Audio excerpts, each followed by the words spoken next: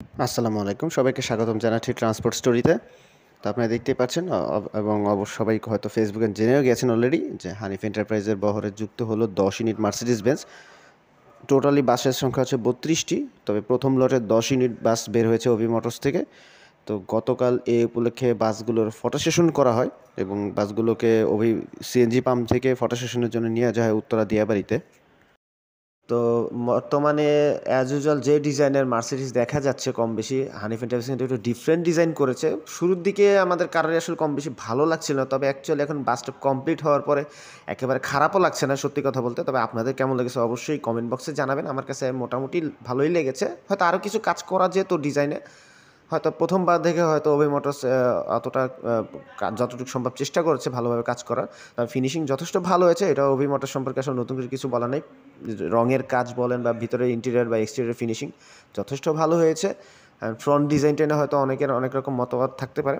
আমার কাছে শুরুতে খারাপ লেগেছিল, তবে এই মুহূর্তে আমি বলবো যে আমার কাছে মোটামুটি লেগেছে। খুব ভালো বলবো না, তবে মোটামুটি লেগেছে। আর আপনাদের কেমন লেগেছে এই ফ্রন্ট ডিজাইনটা অবশ্যই কমেন্ট বক্সে জানাবেন।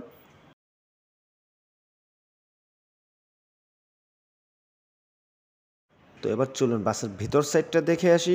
ভেতর সাইড আপনারা অলরেডি দেখতে পাচ্ছেন যে অ্যাজ ইউজুয়াল অভি বর্তমানে সব বাসে যেরকম ডিজাইন সেভাবেই করা হয়েছে।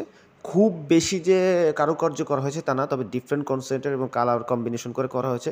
সিলিংয়ের সাইডটা সাদা এবং ক্রিম কালারের, আবার ভিতরে ইন্টেরিয়রটা মূলত ব্লু কালারের করা হয়েছে বাসের বডির সাথে ম্যাচ করে।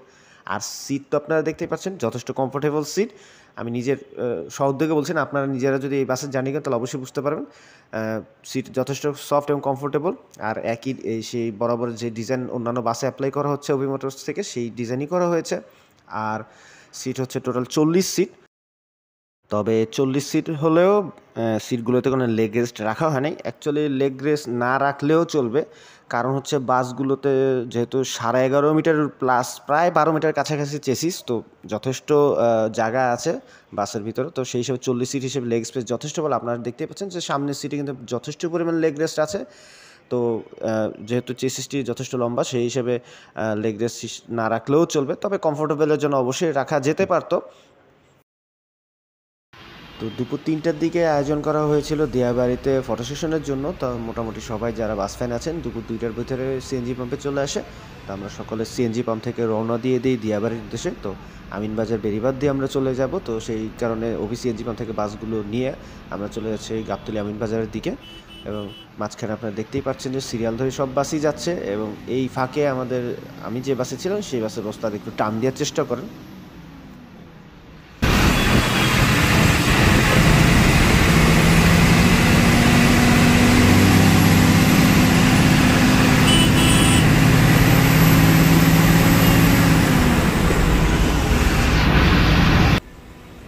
তো ভিডিওতে আপনাদের হয়তো বাসের সাউন্ডটা স্পষ্টই শুনতে পাচ্ছেন। সাউন্ডটা একটু বেশি এই বাসগুলোর, যেহেতু টার্বো রয়েছে, তো টার্বো সাউন্ডের কারণে আওয়াজটা বেশি শোনা যাচ্ছে। আর আমাদের ড্রাইভার সাহেব একটু সম্ভবত হাই আরপিএমে গাড়ি চালাচ্ছিলেন। তো ওভারঅল বাসের সাসপেনশন থেকে শুরু করে আমার কাছে সব কিছুই ভালো লেগেছে। তো এই বাসগুলো হচ্ছে মূলত প্যারাবোলিক সাসপেনশন, এয়ার সাসপেনশনের 2 ইউনিট বাস রয়েছে, সেগুলো এসি হবে। তো এইগুলো প্যারাবোলিক সাসপেনশন বা লিফট সাসপেনশন যেটাই আপনারা বলেন।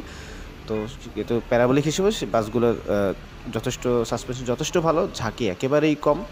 আর বাসে তো আপনার সামনে ছোট্ট করে দেখতে পাচ্ছেন যে একটা এলসিডি স্ক্রিন রয়েছে, কারণ প্রত্যেকটা বাসের পিছনে ব্যাক ক্যামেরা লাগানো হয়েছে, তো যার কারণে এলসিডি স্ক্রিন দেওয়া হয়েছে পিছনের গাড়ি দেখার জন্য।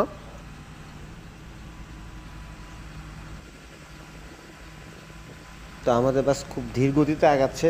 প্রথমত একে তো নতুন বাস, আর এই রোডটা নতুন হওয়ার কারণে অনেক বাস গাড়ি অনেক বেপরোয়াভাবে চলে। তো সেফটির কারণে আমরা খুবই ধীরে সুস্থে আমিনবাজারের দিকে আগাচ্ছি। তো আমরা অলরেডি আমিনবাজার ব্রিজের কাছে এসে পড়েছি।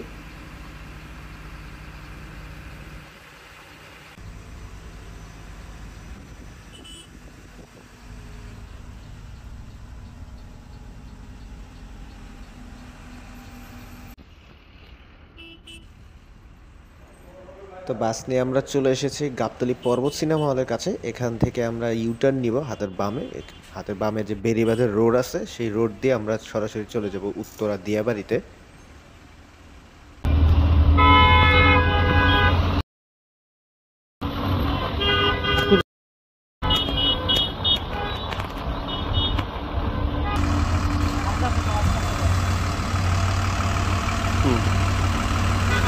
সেট করে দাঁড়ান।